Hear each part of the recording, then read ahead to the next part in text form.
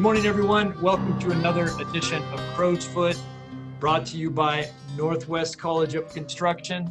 Today we have a very important, a very special guest, Mr. Christopher Malcolm.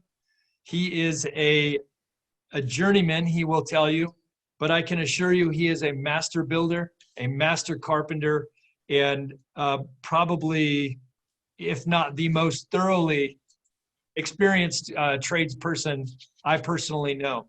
So I'm very excited to have him on the show today. Should be a lot of fun. So Chris, I call you Malcolm, and that's just how it goes, right? I just call you Malcolm. Yeah. Well, good morning. We've been here chatting a bit and kind of prepping for this video. Pretty fun stuff. So let's dive right in. Tell us about your childhood. Where'd you come from? What were you going to do? Yeah, I came from Bay Area, and I was always liked working with wood. But what I really liked was playing football, and I got a scholarship in high school. But then I decided not to take it. So I became a carpenter. During my youth, I was a shop foreman in 7th grade. I was shop foreman as a sophomore in high school for 3 years. And you're supposed to be senior job only. So the teacher was an ex-boxer, and he taught me how to box after he made me shop foreman, because he said all the seniors are going to beat me up when I walked out the door. Anyway, that was a good lesson in life there, because boxing helps, teach you a little bit. And then I turned down the scholarship and went into construction and fell in love with building. I mean, I liked building before, but I never got to actually do production building, and you just can't have that much fun in a day, it seemed like. And the guys that I worked with were all real professionals and really loved doing it too. And it just got under your skin, and you never thought about being anything else after that. And you always want to be, like the guys that are taught me stuff, you want to be like them. And they were just the best at what they did. They didn't learn everything, but they specialized, and they were so good at. One guy could frame walls, one guy could joist, one guy could cut roofs, like I stack roofs. I mean, I saw guys that were just amazing, and they always did. The big thing was do good work, clean work, and do it fast, and make money. And your day goes by real fast, and you just have tons of fun all the time. And I never went to work a day in my life because I had so much fun that it was just, I just had a good life. All there is to it. And I just kept learning. Just learning is the key. And the more you learn, the more people want you and the more money you make. And I don't know, that's about it. The more you learn, the more you earn, huh? Yeah, because you can do stuff that other people can't. Yeah. You can, the more you know how to do, instead of them looking for somebody else, they'll pay you to do instead. If you can do this and this and this, they don't have to get 3 people. They got one that can do all 3 things. And the more you learn, and not just faking it, you got to actually learn how to do stuff. And that's why everybody thinks that 3 or 4 years you're a journeyman. It's more like 12, 14, 16 years, and you are top of the line journeyman because you've done it all more than once. You can't just do it once, say, okay, I know how to do it. You get good at every single thing there is to do building. You just, you can do it concrete. You can frame walls, joist, stack,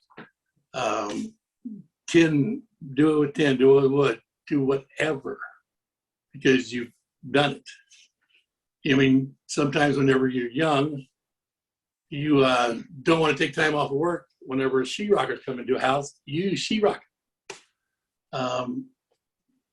You know, you'll do whatever it takes to feed your family, and you get real good at it. So the more you do, the more you learn, the more you get better and better. And pretty soon you're in such a demand that you wish you could take days off because you run out of time. They won't, everybody who you're working for wants you there 7 days a week, you know, all through the whole year. They don't want you to miss no time because they're afraid you're going to go somewhere else and go work for somebody else. Right. Or, you know, find another job. So basically you end up working for one company the way I did anyway. Went to work for a bunch of different companies learning. Then I worked for a company during the week, and that became, you know, after a few years, went to another company, and a few years and went to another company. But on weekends, I had my own company where I just built houses for the owners of the companies I worked for during the week. And such stuff like that. So I had my own gig on weekends, and during the week I built them, you know, tracks and such as that. And my crew would work with me on weekends, the best of my crew. You know, can't keep everybody busy on one house. Yeah. When you're building 20 at a time somewhere else. Anyway, and that was just nothing but fun. That's why I did it so much. You know, when we first started chatting, one of the first things you said was your real love was football when you were young, right? And I wonder, what was it that you loved about football? And then in all the years I've known you, when you've talked to me about carpentry, it's the same. There's something that's very similar for you, at least. It would seem like you love football, you love carpentry. Explain that to us. Explain to the viewers a little bit, like, what was it about those things? Like, how do you find that? What was so satisfying about the work? Just getting something done? Any of the team sports is a team, and you got camaraderie. You guys, they're all working together for a common goal, you know, to win the game or whatever. And so baseball, football, basketball, all of that is the same thing. And there are, you know, some guys who shine at it, you know, but there's even the guys that don't shine can be good at, you know, little things. So you get, you know, the great and the not so great working together and to become better in the whole deal. And it's just like building. There's guys that aren't as good as other guys, but they, you know, as long as they're trying as hard as they can, you know, working, giving it everything, not, you know, slacking, then you want them on your team because they're giving you everything they got. Yeah. And I'd rather a guy who's giving me everything he's got than a guy who thinks he's better than he is and slacking. You know, it's like, you know, I don't want to carry nobody on my back, but I'm willing to if they're giving me everything they got, and it's just not quite measuring up. But there's always a chance they are going to measure up. And so as long as they're trying hard, it's just this great camaraderie that you get working together. I imagine it's like something like combat with guys. You know, you get to trust them because it's what building is dangerous.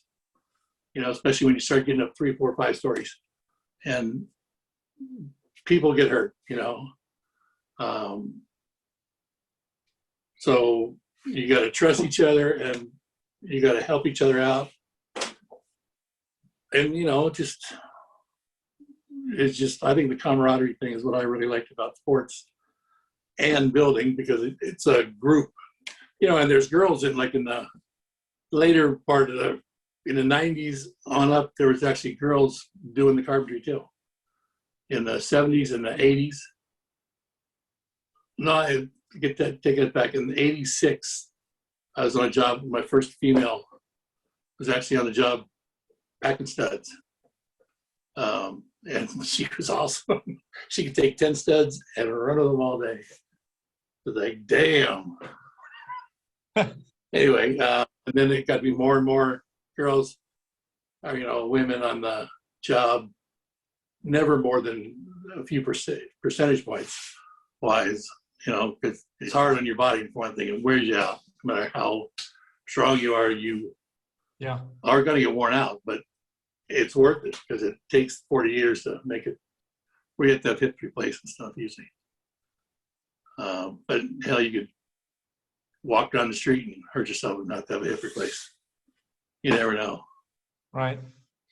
So I like what you were saying there about, so the camaraderie was a big thing, dealing with working in a team environment for a common goal, right? That was a big driver. That was satisfying for you. And, you know, I like what you mentioned too about there's a certain element of danger out there on job sites, especially framing a lot. You're packing lumber. You might even be carrying a saw at a moment while you got a couple boards and you're walking plate, or you're up high, you're on ladders, you're above people are above you. And there really is a sense of looking out for each other out there. And, you know, maybe some people would laugh about, you know, comparing it to combat maybe, but, you know, I would say that there is that element, especially if for someone who's been on a really productive job site, there is a beam that could crush your head. There is a ladder that can really do some damage. You can cut your fingers off. There's a lot of real danger out there. And if you've got that crane can fall over on you. Yeah. And so I get that. And I definitely. It's not like combat as far as guys shooting at you and stuff. No. But as far as if you're not aware of your surroundings, you can get hurt in a heartbeat. You can die on that job site. Exactly. Yeah, I've been on job sites where people died. Mm-hmm. And it only took one guy fell off a ladder, an 8-foot ladder, and he wasn't at the top. He was, 4 feet up it. And he lost his balance, fell down, broke his neck. Stuff like that. Little things. Where you basically falling 4 feet. And then bam, another guy paralyzed for life who was standing on the ground and slipped on the ice and fell back and hit the back of his head on the pile of plywood, broke his neck. He's in a wheelchair the rest of his life.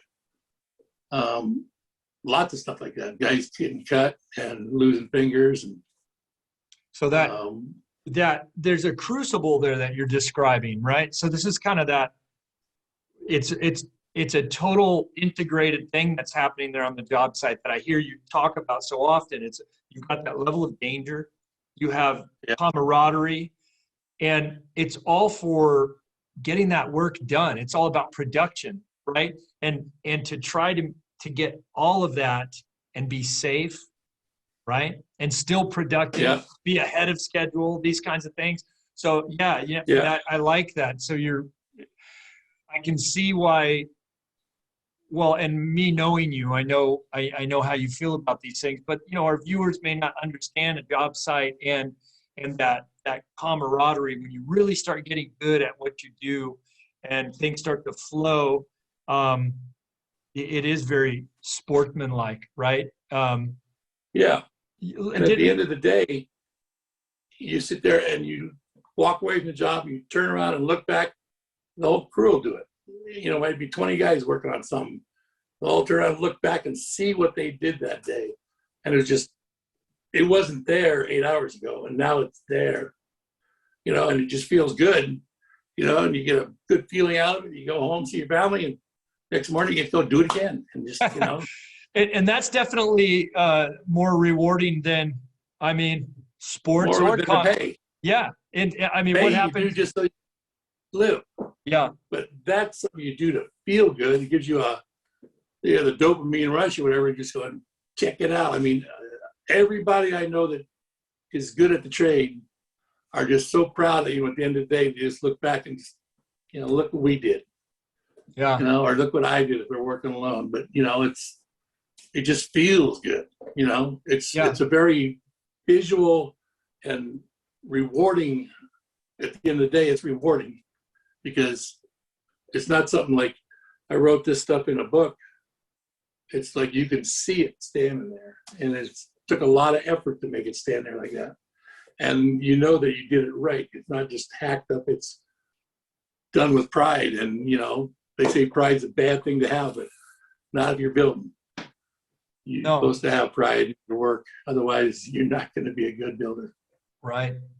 I've been, while working here in Portland for roughly 16 years, and, you know, Oregon, I can, by experience, know the feeling of driving by someplace that you built years ago, and there it is. It's like, it's a testament to your work, your quality of work is still there on display. A family Yeah. or two or three have lived inside of a house, or people are still still coming to enjoy a bar that you may have built, or a restaurant or whatnot. And yeah, it's a real deal, and that's something very different from the sporting world, like we were talking about before, like football. Yeah. Leave it on the field, right? In this way, you leave something standing structure that's going to be used for, you know, many years. So that's Yeah. that's Well, it was 50 years ago, 51 years ago when I started. I can go back to the first track I worked on, the first houses I worked on, and they're still there, you know, and they still look good. When did you most of start? them anyway. Tell us a little bit about that. When? 1970. 1970? Yeah, I graduated high school and spent 3 months being a hippie, and then my dad said either pay rent or get out. So I started working. What did your dad do? He was in the Navy for 23 years. Then he went to work for the water company. And then he went, moved to Texas later on, 1980, about 81, 80 or 81, he moved to Texas. And then I went down to Texas for 2 years, 84 and 5. Well, actually, 3 and 4, and 85 and 6 I went to North Carolina. And I built the rest of the United States, see what it was like, and seemed like a good time to go because I was getting divorced. Got it. Were you building? Were you working that whole time? Yeah. Yeah. I went. Oh, that's right. You were working in North Carolina and Texas then, right? Yeah, I went 3 weeks to the company we were working for in North Carolina. They had a job in Florida that was slacking, so they sent me and my nephew down there to go put a bunch of roofs up on the apartment buildings. So I was in Gainesville for 3 weeks, building down there, and then back up to North Carolina, and then back to California in late '86. How many That's when I years actually did you? started running. What's that? That's when I started running work in '86. Got it. So you were 16 years before you started running work. So you'd been a carpenter for 16 years. Wanted to learn my trade. I wanted to be good at every single phase, so that because I felt guilty after got out the apprenticeship program. When I graduated, I wasn't a journeyman. I mean, there was so much I didn't know still, and I just said, "Man, I'm not a journeyman." It's right. They go, "Well, 4 years is long enough," and I go, "But I'm not a journeyman." And so I just kept learning until I felt like I knew everything. Well, I didn't know everything, but I could figure everything out. And so then I started running work, and because I'd spent so much time learning all the different phases of building, running work was really easy because I always had the answers. I was way ahead of the rest of the crew, and they'd ask questions and I'd give the answer. And just like that, man, just boom, can you do this? Blah, blah, blah, blah. Had it all laid out for them, ready to go. And they could just go to work and not have to ask questions. And I'd explain, if they had questions, I'd explain the reason why, and this is the way you do it, and blah, blah, blah, blah, blah. The steps you take to do it. Otherwise, you put the cart in front of the horse if you don't do the right steps as you go. And so you just keep the big key in carpentry is keep learning and get good at math. You want to be a math man, just, not going to be real, algebra as far as you got to go, because you don't use it that much, but, you do the feet and inches thing and everything, but the algebra is when you get to the roofs and the angles and stuff. And even that, they got construction masters for now, but to learn how to do all the bastard stuff, you got to be able to figure math. And once you got that dialed, it's, it's all math, basically. Got it. 2 plus 2 equals. What? I said 2 plus 2 equals. I don't know. That's above my math skills. No, there's different answers for that nowadays. The old days there was a single answer. Now you can get more than one answer and be right. It's like I don't think so. Yeah. Try cutting something that is done with the new math. Yeah. Might fit. Might not quite work out. Well, yeah, it's real important. So, I hear a lot of, there's a lot of work ethic in your words and the way that you seem driven to perform work in a quality manner. Well, yeah, workmanship like manner. Yeah. And you got to do the best you can do. You don't half-ass nothing. It's either like your mom told you when you were growing up, your dad, take pride in your work. Don't just half-ass nothing. Actually, when I was growing up, I would have got a beating if I would have done a lousy job on something. Go mop the floor. If I did a lousy job mopping it, mop would come over, wow, and try again. That was back in the old days. Nowadays, they don't use that technique quite as much, but that was good for learning because, you do it right, you didn't get smacked. Not that it hurt getting smacked, even though it helped with football, getting smacked, because, guys hit me and playing football, sometimes they hit me and I go, my mom hates harder than that. And it was true. She had a cast on her arm once and she broke her arm on my brother Jack twice. Wow.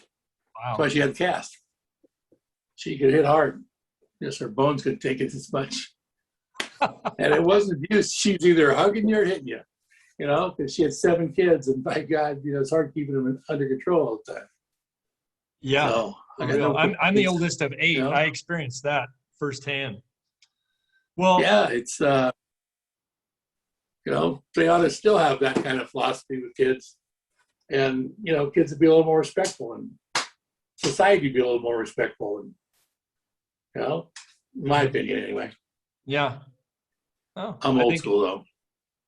I think there is a lot of merit in what you're saying there. And, on that note, I think one of the things I like about an apprenticeship program is that it is still a meritorious culture, right? You have to learn to lead. You cannot lead if you don't know how to follow, right? If you never learned how to follow, how will you be able to learn how to lead? And you just explained that beautifully. You said you started in 1970 as a journeyman at 1970, or no? I was a 1974. Brand new. Yeah. 74, 75 actually is when they sent me my certificate. I was a journeyman because I refused to go down the hall and get it. I said, I'm not a journeyman yet. I'm only 4 years in the trade here and I don't know a lot. And they said, too bad, son. You did the program. You need to get your certificate. I said, nope. So they sent it to me. I didn't go down and get, the big thing. They just put it in the mail. And I this got is one from the state, one from the union.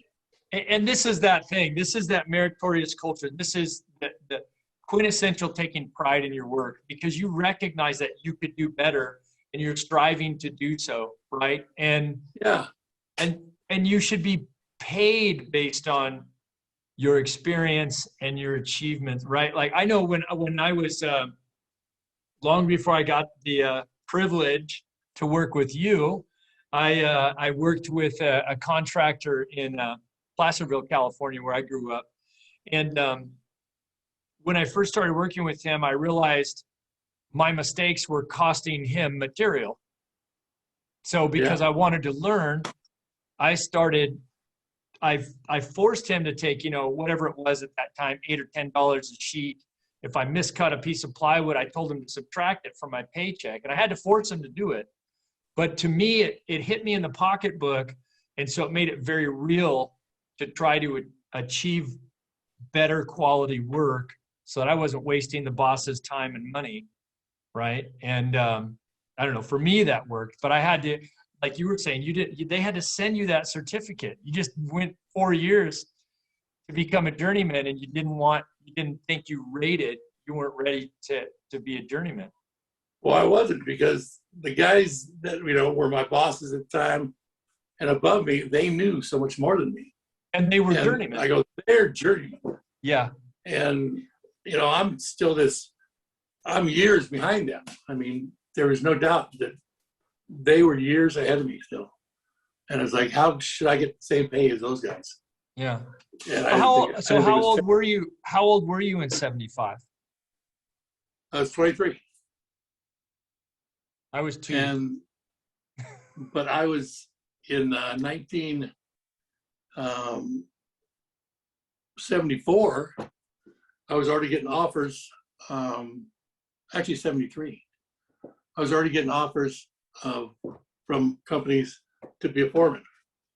They wanted me to be a foreman already, and I just kept saying, "I'm not ready. I don't know enough to be a foreman." And they go, "Well, we'll help you with certain parts of it." And I go, "I want to learn my trade, because if you don't learn your trade, then you're never going to be a complete journeyman, because you got to actually go out there and do the work and get good at it, and then you do another thing and another thing, and you just keep to it till you do all the different phases of it and are good at it. Then you can sit there and go, okay, and the only reason I really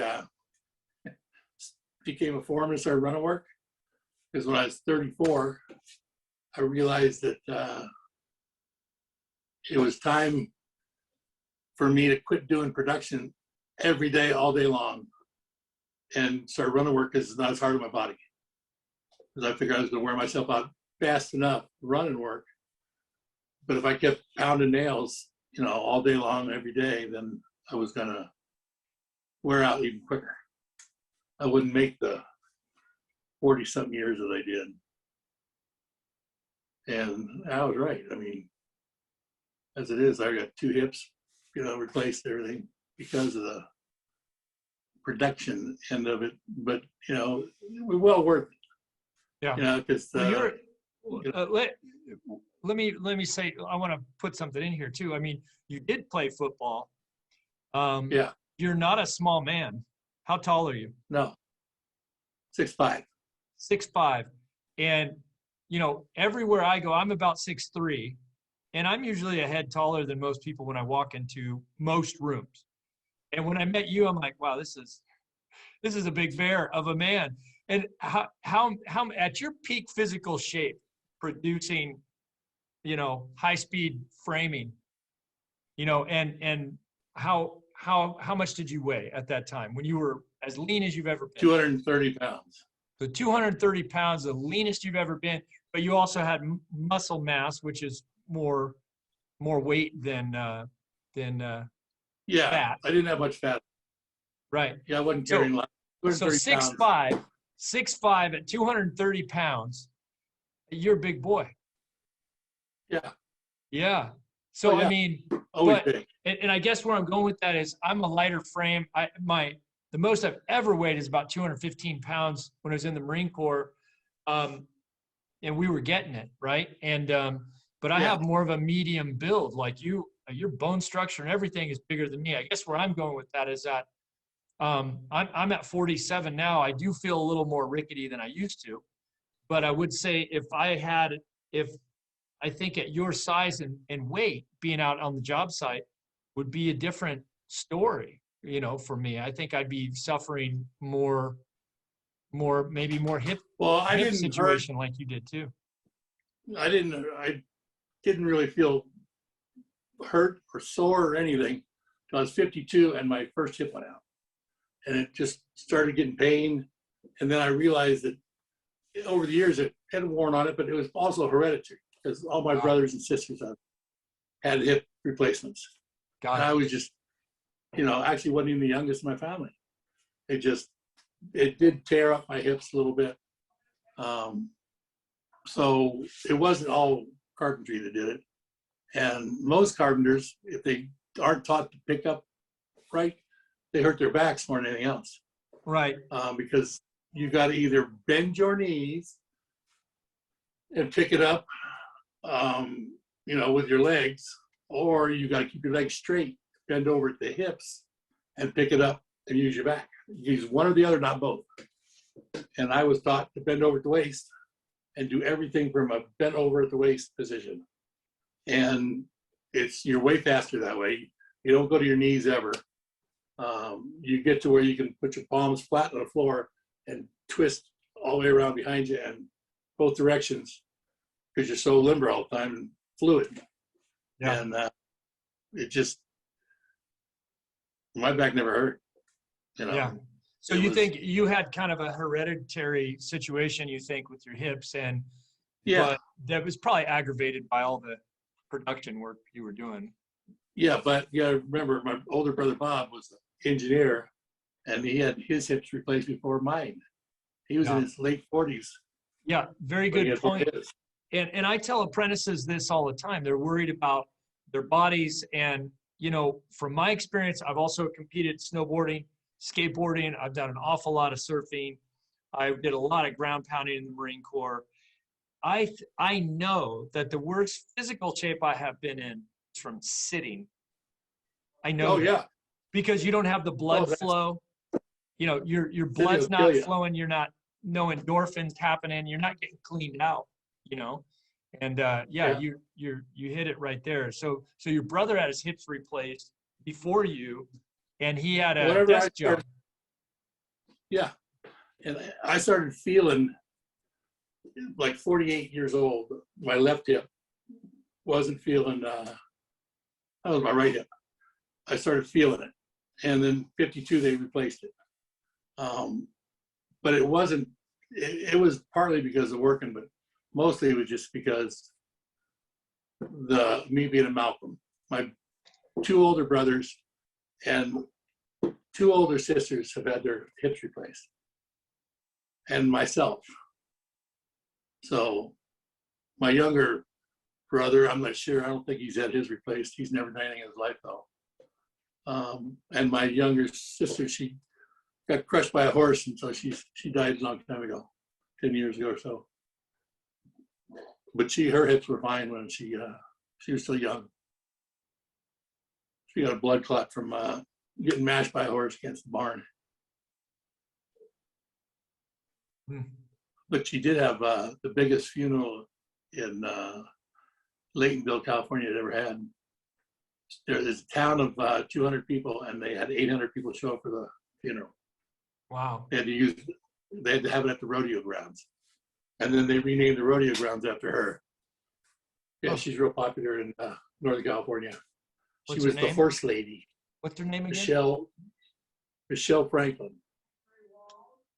They got a little park in the high school built, reflection thing with a bunch of trees, and you go sit on benches, and that's was a monument to her. The rodeo grounds was renamed after her. Just wow. 800 people showed up. It was amazing. She was well loved in that part of the world. The horse lady. She'd take horses that were, they were people that, they were mean and been abused, and she'd take them and gentle them down and give them to young girls. She just, anybody wanted to bring a mean horse, she'd take it and turn it back to normal. And there's, all kinds of young girls were there. She'd give them horses to, rather than put them down, she'd just rescue them and find somebody who needed one. It was pretty awesome. Yeah. I don't think 800 people are going to show up at my funeral. I don't believe so. Yeah.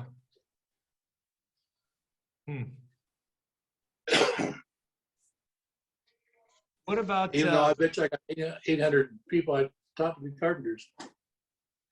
what's that? At least that many. I've got at least 800 people I taught to be carpenters. Yeah, I bet. You know, the 20 years I was teaching at the tracks is like you get a crew and it'd be, 8, 12, 15 guys. That happened for a year. And then the guys that, owner of the company would take them all and make them foremen and spread them out throughout the company and make me get 15 more or 20 more or 30 more new ones and start teaching again. Just because my guys could do anything and most guys couldn't. Because remember the philosophy of teach your men to do everything and then you don't have to work. They do all the work. Well, True. More being teach, the less you do. Yeah, but again, you've got to learn to follow in order to lead, and you are doing a lot. You're orchestrating things at the point you hit that leadership level, right? When you're able to man the forklift, keep people supplied, move from job site to job site. I know that you've told me many times about your experiences in Oakland and in San Francisco, where you were running full city blocks of massive buildings, apartments, high rises, whatnot, and you were operating the forklift and keeping multiple crews operational, right? Yeah. Yeah. So I mean, not anybody can do that. It takes some real experience to be able to run a few crews and actually stay on schedule, and certainly to do it You gotta under budget. That's make sure that everybody's got what they need when they need it. When they finish one thing, you got to have all their stuff waiting for them at the next thing they're going to be doing.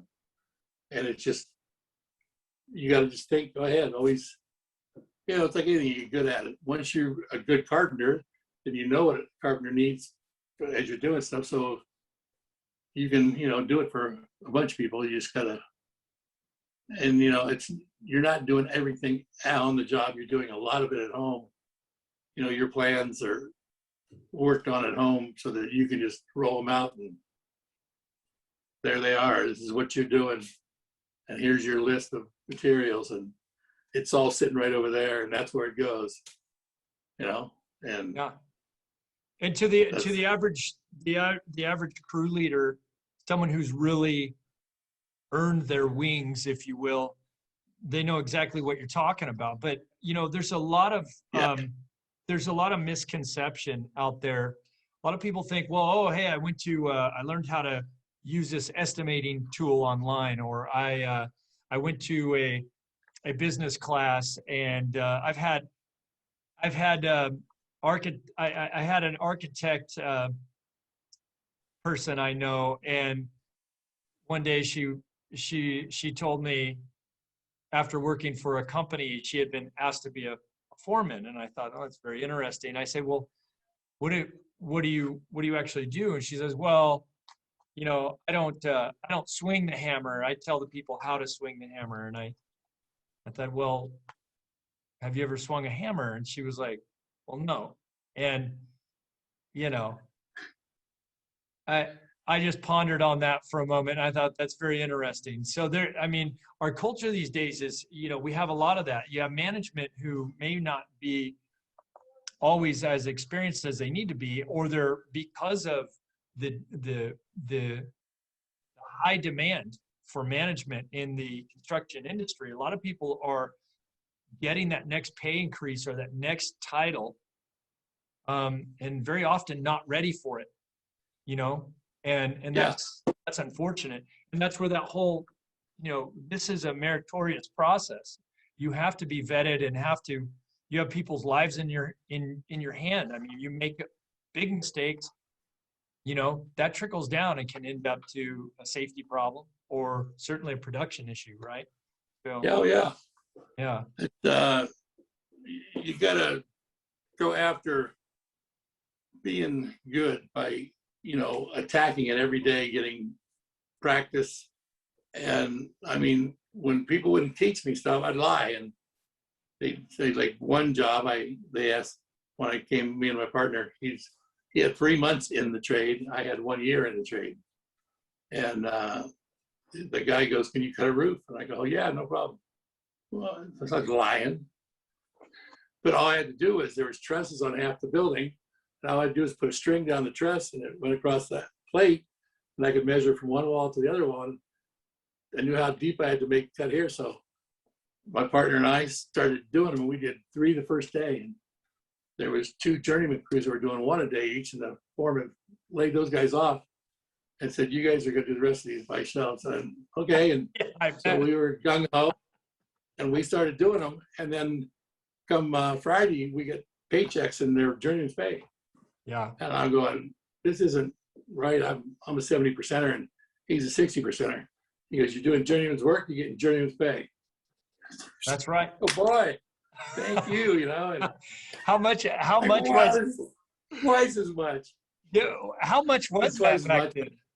How much were you making as a journeyman when you first started? 140 a day about not even that. I think it was 96 a day when I first, $8 an hour, a little bit over an $8 an hour. And then it went to 12.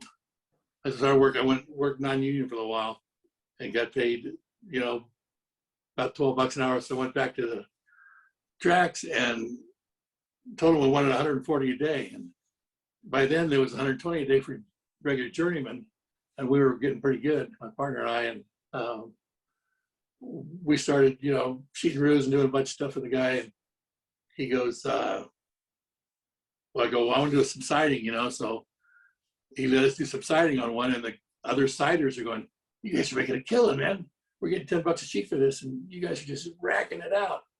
And I'm going, "Oh no, we're getting 140 a day." And he goes, "You nuts? You'd be making 2,500 a week." I'll go, "Really?" And he goes, "Yeah, it's $10 a sheet, you know." And then you got to trim it out too. But they were big 2-story nice houses, and I'm going, "Oh," you know. So then we talked to him about it, and he let us start piecing it. And all of a sudden we went from 140 a day to 2,500 a week each. It's like, Nice. geez. That's a big 'cause jump. you don't pay attention to what everybody's getting paid. Well, You just, you know, after a while you do. yeah. And, you know, because they're the ones who told me, he goes, "You know, you're undercutting us. If you're going to do them for this, they're going to get rid of us." So we said, "Well, we want to don't be, you know, rude." So we went and told the foreman, we want what they're getting. And the guy goes, "Okay, no problem." You know, he'd made money off us for 2 months for us working for basically scale, and not knowing any better, because we've been out of the trade we've been doing custom homes on non-union for a while. I didn't realize how much a union was paying. And once we got back, and after a couple months, it's like, holy crap, this is way better. And then it was just, you know, after that, I just kept paying attention to what the going rates were, because that way you can make money. Right. And it was fun making money. I mean, getting the money too. Yeah. Huh. I mean, it's fun working, but all of a sudden, you know, they're throwing cash at you like that. Oh, this is good. Incentive. Yeah. Oh, yeah. I mean, we already were working as hard as we could, but it just made us want to work 7 days a week, and let's make 12 hours a day, see how much more we can make. It's, you know, a lot of people might think of carpenters as sadist once in a while, but I've been in long benders where I work every day. And Yeah. but the beauty of that is you don't tend to spend your money, and you're able to stack it, and that's a beautiful thing. And a lot of people they miss that piece. They don't understand. And yeah, at times, especially when you got a family, that does seem a little sadistic. You do have to take time off, but when you really get into it, and and it is rewarding. It's so rewarding, as you've mentioned. But that whole incentive, right? It's a quality of life that you're going for, and the money Yeah. helps you. The money helps you achieve that quality of life, and Yeah. you know, in that meritorious culture continues to snowball and move forward based on that incentive, right? That's huge. You know, you hit it on the head there. You know, talking about just working your way up and being better, being competitive with yourself. Would you say that for you? When I hear you talk, you're always talking about how you want to be the best at what you do. And I've gotten a Not the lot. best. I want to be as good as the guys that taught me. And Yeah. they were best at, like, one was best at framing. That was Dan Odell. And Steve Rogers was one of the great stackers. And there's, forget their name, taught me how to joist. But, you know, and all they did was spend like 3 days with me for the different things. But Framer, Dan, I worked with him for 3 months. Every day he showed me how to, you know, frame. Then I framed for a while.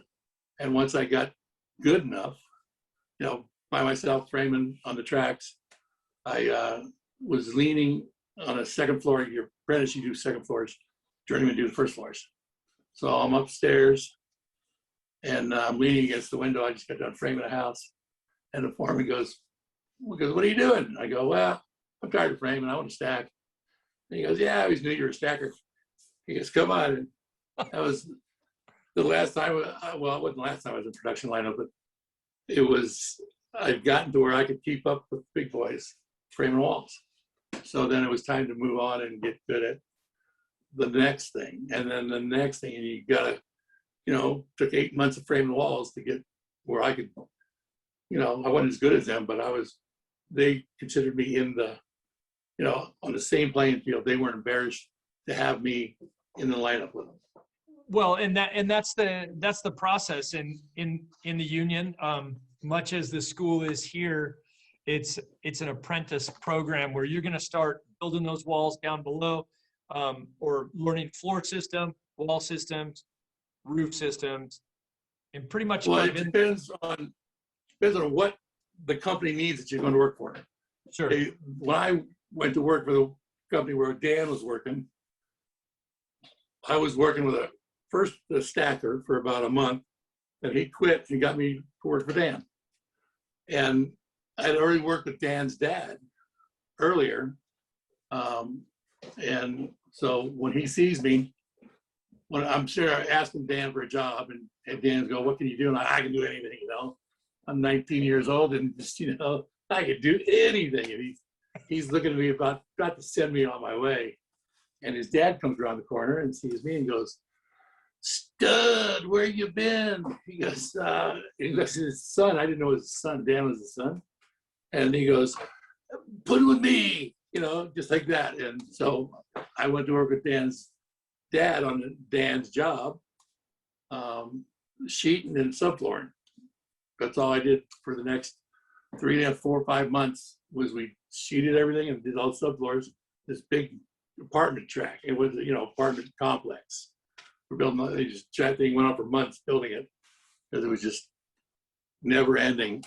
And his dad would stand there at the pile of plywood and just cut, and I'd yell out numbers. I'd run over and grab the plywood, lay it, and he'd just stand there waiting for the next set of numbers. And we were just kicking ass in production because I was running and he was, you know, real good at cutting and everything. And so it made everybody happy. And I learned a lot from the old guy. And then after that, I told Dan I wanted to learn how to frame. He goes, well, when you're done sheeting and all that, and I said, okay. So Dan let me frame for 1 day with this guy who wasn't very good. And then the next job, they sent me with Dan to just do 3 apartment buildings and like 3 other guys. And we just built the whole thing. And that's when he taught me how to frame walls. It was just me. I was his apprentice now for the next 3 months. And he taught me how to frame walls. And then after that, they sent me to another job. and put me in the lineup and said, you're framing the first one. I screwed it up big time. And Dan was there framing walls, who wasn't foreman. And he walked over to the next house when I started it finally. And, hey, Chris, remember the steps. We do this, we do this, we do this. Keep the floor clean. Don't frame anything in dirt. Just, and so then I did all right on that one. Then the next one I did, got better and better. And after 8 months, I was, one of the boys in the lineup, but not as good as those guys because they did it for years. And that's when I went to stacking again. And then I went to joisting and exterior and but it took years of doing this. So 15 years down the road, or 8 years down the road, I'm framing or actually stacking for a company. And the boss goes, hey, I need you two to go over and frame some walls. Because I got a whole new track we're going to start. And all these young guys can't make any money. So you got to go over there and show them it can be done. So for a week, we'd go over and frame one, plumb and line it, and sit down by 2:30 and be drinking beer. They were 1,500 square feet, with a garage. And they were like, how do you do it? I said, well, if you're smart, you're just going to sit down for 4 hours tomorrow morning. You're going to watch what we do. And then you'll get the drift of, because you guys are just running around, chickens with their heads cut off. You're not getting any progression going. So a lot of them would do that, sit there and watch us work. We tell them every day, we sit down after work and drink beer, and they drink with us. And we tell them what they were doing wrong, because we'd watch as the day went on. So by the end of the week, they were framing good. Not good, but passable. And they're going to start to make money. Not, losing money every day. They're actually making wages. And you can see they're going to be getting even better quick. So then we go back to stacking and making money. But we'd have to do our, every couple, 3 months, go frame for a week to show the new crop that it can be done. You can make money at it if, once you learn. So there's carpenters, when you start out, some guys, are going to be more gung-ho than other guys, but generally commercial carpenters aren't as good. Some of them are, but most of them aren't. They're lazier, and they become commercial carpenters because you don't have to work as hard. Because there's, if there's an 8-foot board in a commercial job, 2 guys got to be on it, 1 at each end, so you don't bump it into nobody. But then on the tracks, there's guys who can make the grade, they can make but they're never going to be superstars. And if you get to be a superstar in the tracks, then you are going to be, it's like the way they used to describe it is, it's like the NFL.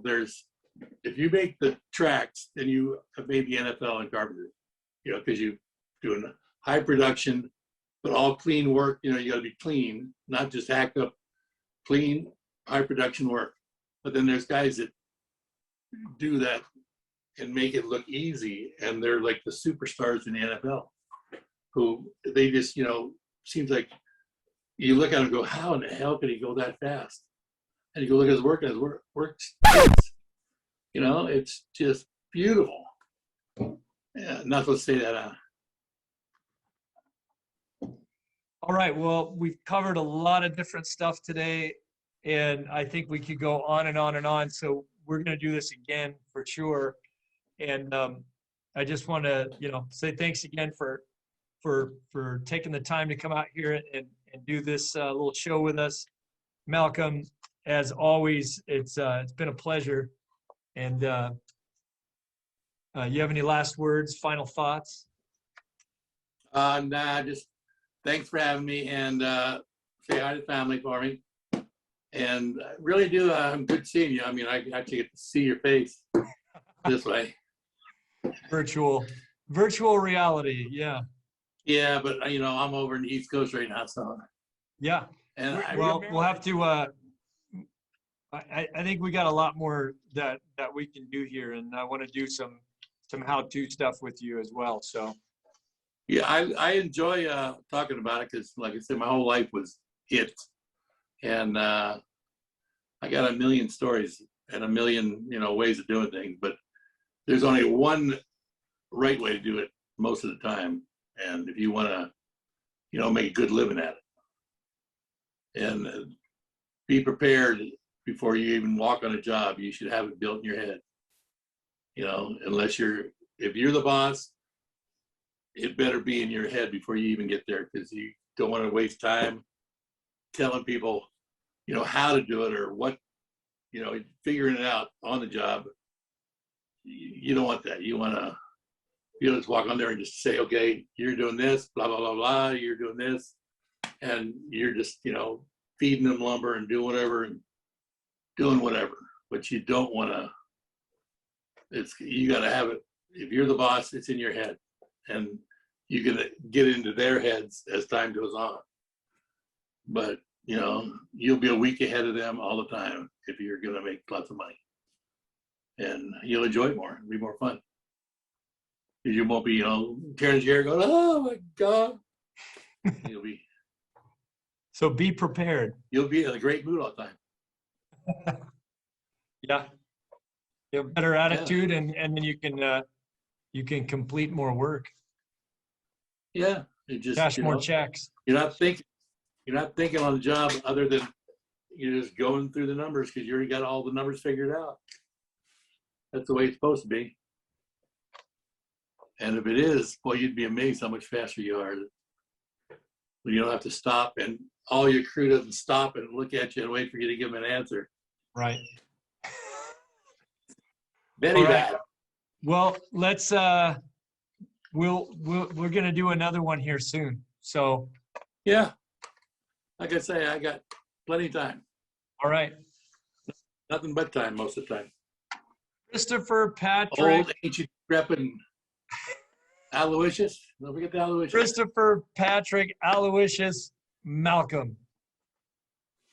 A good Irish Catholic boy. A good Irish Catholic boy. A fabulous, most famous carpenter that I know. And it's been a pleasure having you on. And let's do another one soon. You betcha. Anytime you want. All right. Talk to you soon. Have a good one. You too.